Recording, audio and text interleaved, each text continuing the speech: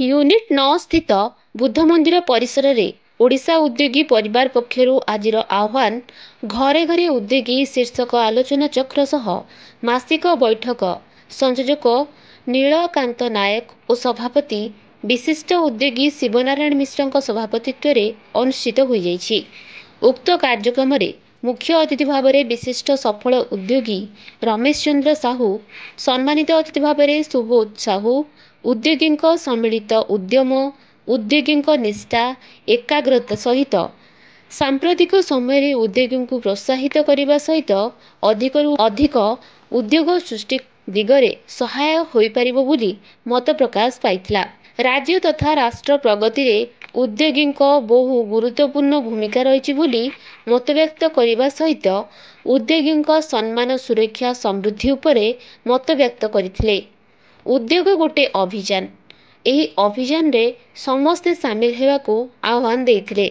घरे घरे उद्योगी सृष्टि हेबा उपरे सभापति श्रीयुक्त मिश्र गुरुत्व आरोप करथिले। जाइडेक्स इंडस्ट्रीज पक्षरु प्रोडक्ट प्रमोशन करा जायथिला। विभिन्न स्थान उद्योगी माने आसी निज निज वक्तव्य रखिथिले। कार्यक्रम को मनोरंजन बारिक, सीतांशु शेखर महारणा परिचालना करने सहित सीईओ अमिय मिश्र, बीपी सिंह उद्योगी संपर्क में वक्तव्य रखिथिले। भुवनेश्वर अरविंद त्रिपाठी सहित निहारिका, उत्कल बुलेटिन।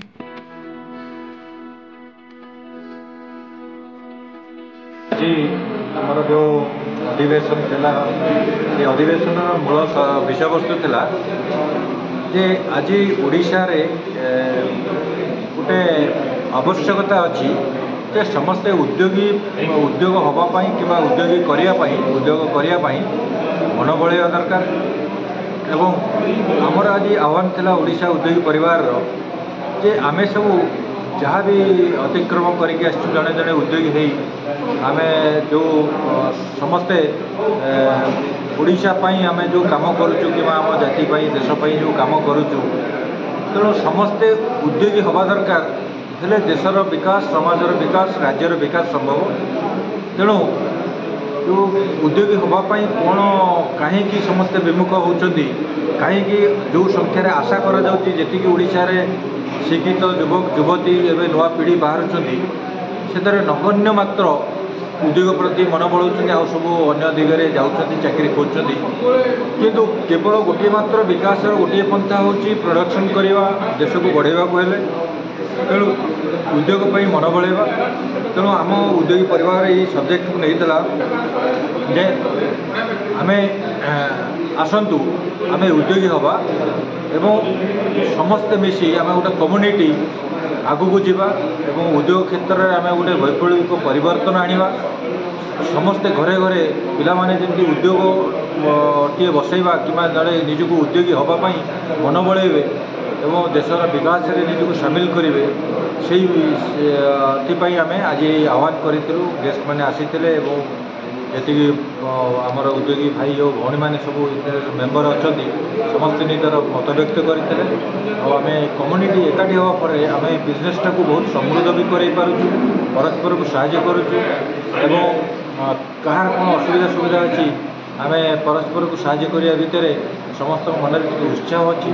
समस्ते जो निरुत्साहित समय समय हो जाती सेपरी समस्या न होगापाई आम ये कम्युनिटी को आगो दिन एत डेभलप करने चाहूँ एकाठी करने चाहूँ ओडिशार समस्त आम उद्योग क्षेत्र में आनी गोटे बड़ कम्युनिटी करूँ जहाँफल कि ये देश विदेश सबू जगार ओडिशार प्रोडक्ट को आम पहुँचे पारूँ ये लक्ष्य रखिकी ये कार्यक्रम चलती। प्रति मास 26 तारिख आम एकाठी हूँ ये आम यहाँ उद्योग समस्या समाधान शिविर आम करूँ कहूँ कहीं आम जो कहार कौन असुविधा अच्छी सी ये परिव्यक्त कले आम तार समाधान बाट क्या पाखे अच्छी से समाधान बाट बाहर ताफल कि बहुत सहज हुए जोटा आगुरी नाला तेणु आम उद्योगी परिवार मध्यम अनेक जिनस को आम समाधान करूँ अनेक उद्योगी सृष्टि करूँ सेटा गोटे बड़ सफलता बोली लगे से गर्व अनुभव हुए ओडिया माने आम ओडिशार पिला माने उद्योग प्रति आकृष्ट हवा ପାଇଁ ଆମର ଯେଉଁ ଚେଷ୍ଟା ସେଇଟା ଆମେ ଅନେକ ବାଟରେ ସଫଳ ହେଉଛୁ। ଆମର ଗୋଟେ ବହୁତ ବଡ଼ ମିଶନ ଆରମ୍ଭ ହୋଇଛି ନୟା ଭାରତ ନିର୍ମାଣ। ତା ଭିତରେ ସେବା, ସ୍ୱାସ୍ଥ୍ୟ, ସଂସ୍କାର, এই ନୂଆ ଭାରତ ନିର୍ମାଣରେ ଆମେ ଲୋକଙ୍କୁ ଆହ୍ୱାନ ଦେଉଛୁ। ତା ଦେହରେ ଆମର 3ଟି ମେନ୍ ମୁଖ୍ୟ ଉଦ୍ଦେଶ୍ୟ ଅଛି। ଗୋଟେ ହେଲା ଆପଣଙ୍କ ସ୍ୱାସ୍ଥ୍ୟ ରକ୍ଷା, ଆଉ ଗୋଟେ ସ୍ୱାବଲମ୍ବନ, ଆଉ ଗୋଟେ ମହିଳା ସଶକ୍ତିକରଣ। ତ ପରିବାର ସୁରକ୍ଷା ପାଇଁ ଆମେ RCM ସହିତ ଯୋଡ଼ି ହୋଇଛୁ, RCM consumer product private limited. ତ ତା ଦେହରେ ଆମର ସେବା କାର୍ଯ୍ୟ ଆରମ୍ଭ ହୋଇଛି। ତା ଦେହରେ ଆମର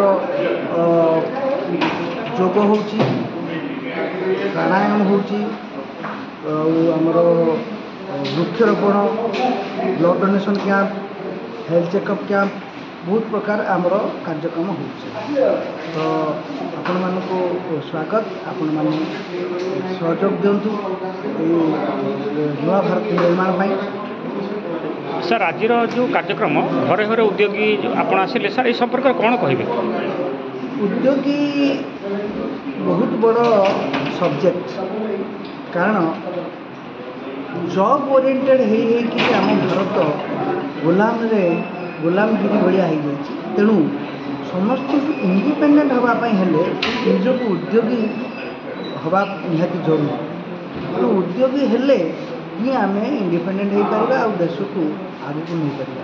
ଏଇଟା ଯେଉଁଟା ରହିଛି ଉଦ୍ୟୋଗୀ ପରିବାର, ସାର୍ଙ୍କର ଯେଉଁ ପ୍ରଚେଷ୍ଟାରେ ଯେଉଁ ଉଦ୍ୟୋଗୀ ପରିବାର ହେଇଛି ବହୁତ ଉନ୍ନତତର ଆଉ ସୁବିଚାର ଯୋଗ୍ୟ। ସେଇଟା ଏଇ ଯେଉଁ ନୂଆ ପିଢ଼ିକୁ ସେ ନେଇକି ଯେଉଁ କରିଛନ୍ତି ଉଦ୍ୟୋଗୀମାନଙ୍କ ପାଇଁ ଘରେ ଘରେ ଉଦ୍ୟୋଗୀ ହେବା ପାଇଁ ଗୋଟେ ନୂଆର ପ୍ରୟାସ, ଆଉ ସେଇଟା କିଭଳି ସଫଳ ହେଉ ଭଗବାନଙ୍କ କୃପାରେ ସମସ୍ତେ ସେଇଟାକୁ ଆଗେଇ ନିଅନ୍ତୁ, ଆଉ ସମସ୍ତେ ମଧ୍ୟ ସେଇଟାକୁ ସହଯୋଗ କରନ୍ତୁ। ଆଉ ଏଥିରେ ଯେତିକି ମୁଁ ଶିଖିବାକୁ ପାଇଲି କି ଆମର ଭାଇଚାରା ଯେଉଁ ଆଉ ଆମ ଭିତରେ ଯେଉଁ ଆମର ରିଲେସନ୍ ଆଉ ଇଣ୍ଟ୍ରୋଡକ୍ସନ୍, ଏଇଟା ଆମକୁ ଫ୍ୟୁଚର୍ ବିଜନେସ୍ ପାଇଁ ଆମକୁ ବହୁତ ମାନେ ସହାୟତା କରିବ। ଆଉ ମୁଁ ସମସ୍ତଙ୍କୁ ବି ଆହ୍ୱାନ କରିବି ଯେ ସମସ୍ତେ ଉଦ୍ୟୋଗ ପରିବାରରେ ଜଏନ୍ କରନ୍ତୁ। ଦ୍ୱାରା ଆମେ ଆଗକୁ ବହୁତ ଉଠିପାରିବା। ସାର୍ ଆଜିର ଯୁବପିଢ଼ିକି କ'ଣ ବାର୍ତ୍ତା ଦେବେ ଯେଉଁମାନେ ନୂଆ ଉଦ୍ୟୋଗୀ ହେବାକୁ ଚେଷ୍ଟା କରୁଛନ୍ତି, କ'ଣ କହିବେ? ଆମେ ଯଦି ଚେଷ୍ଟା କରିବା ସବୁକିଛି ସଫଳ ହୋଇପାରିବ। ଏମିତି କିଛି ନାହିଁ ଯେଉଁଟା ନ ହୋଇପାରିବ। ଏମିତି ଆମେ ବି ଯେତେବେଳେ ପ୍ରଥମରୁ ଆରମ୍ଭ କରିଥିଲୁ ଏମିତି କିଛି ଘରୁ ପଇସା ଆଣି କରିନଥିଲୁ। ଏଇଠୁ ବିଜନେସ୍ କରିକି ଆମର ସେଇ ମାନେ ସହିଷ୍ଣୁତା ଆଉ ଆମର ମାନବିକତା ପ୍ଲସ୍ ଆମର ପ୍ରଚେଷ୍ଟାରୁ ଆଜି ଆମେ ଏଠି ମାନେ ଉଠିପାରିଛୁ। ତେଣୁ ସମସ୍ତଙ୍କୁ କହିବି ପ୍ରଚେଷ୍ଟା ଆଉ ପଇସା ପଛେ ଧାଏ ଆପଣ ମାନେ ମାନବିକତା ପଛରେ ଥାଆନ୍ତୁ, ତାହେଲେ ଆମେ ସଫଳ ହୋଇପାରିବା।